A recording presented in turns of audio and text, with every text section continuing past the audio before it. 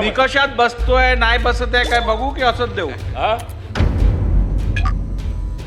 अभिजित वंजारे हे पदवीधर मतदारसंघातून विधान परिषदेचे सदस्य आहे. एक लक्षात घ्या, मी तुम्हाला पहिलीच सांगितलं मला तपासून घेऊ दे. तुम्ही आता विधान परिषदेच्या सदस्याचं नाव घेता, तुम्ही 35 ची नोटीस दिली नाहीये आणि तुम्ही डायरेक्ट बोलायला चालू करता. तुम्ही ऐकत चला ना, मी सांगतो तेव्हा. ठीक आहे, मी तपासून घेतो. पुरा मी 5 मिनिटं 2 मिनिटांमध्ये मांडतो सर. 2 मिनिटांमध्ये 2 मिनिटं. निकषात बसतोय नाही बसत आहे काय बघू की असंच देऊ? हा? निकषात बसतोय नाही बसत आहे. चला बोला बोला बोला. अध्यक्ष महोदय, आपले विधान परिषदेचे सदस्य अभिजित वंजारे हे पदवीधर मतदारसंघातून विधान परिषदेचे सदस्य आहे. यांनी माझ्या पूर्व नागपूरमध्ये आपल्या कार्यालयावर, विकास भाऊ, आपल्या तेच सांगतोय, ते कार्यालयावर ऐकायलाच तयार नाहीत.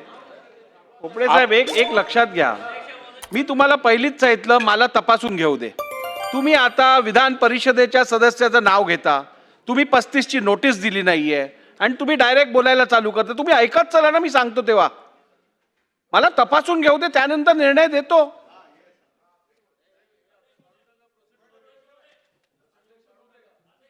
चला बोला, काय बोला पाचपुतेजी, लवकर. धन्यवाद अध्यक्ष महोदय. अध्यक्ष महोदय, माझी आपणाला एक विनंती आहे. तपासून अध्यक्ष बघतो. महोदय, आपण या खुर्चीवरती आम्हा सर्वांना संरक्षण देण्यासाठी बसलेला आहात. गेल्या काही दिवसापासून एक गोष्ट प्रकर्षाने लक्षात आली की आपण अवघ्या 3-4 लक्षवेधी लावतोय. अध्यक्ष महोदय, संपूर्ण विधानसभेच्या कार्यकाळामध्ये जर 3-4 लक्षवेधी लागल्या तर आमच्या फक्त 50-60 सदस्यांचेच लक्षवेधी लागतील.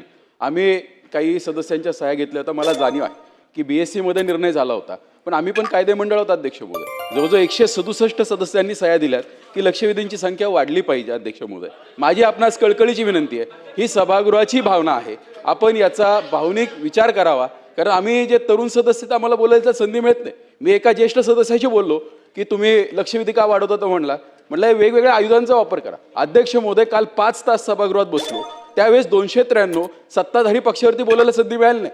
मला विरोधकांच्या 293 वरती बोलावं लागलं. अध्यक्ष महोदय, लक्षवेधी एक असा आयुध आहे की ज्याच्या माध्यमातून आम्ही आमच्या मतदारसंघाचे प्रश्न मांडू शकतो. माझी अध्यक्ष महोदय आपल्याला कळकळीची विनंती आहे, आपल्याकडे जी डिस्क्रीट पॉवर आहे याचा वापर करून आपण लक्षवेधींची संख्या वाढवावी, स्पेशल सिटिंग घ्यावी. अध्यक्ष महोदय, सगळ्यात महत्त्वाचं म्हणजे जे आपण तालिका अध्यक्ष नेमलेत त्यांनी सुद्धा सह्या दिल्यात, ते बसायला तयार आहेत, स्पेशल सिटिंग घ्यायला तयार आहेत. अध्यक्ष महोदय,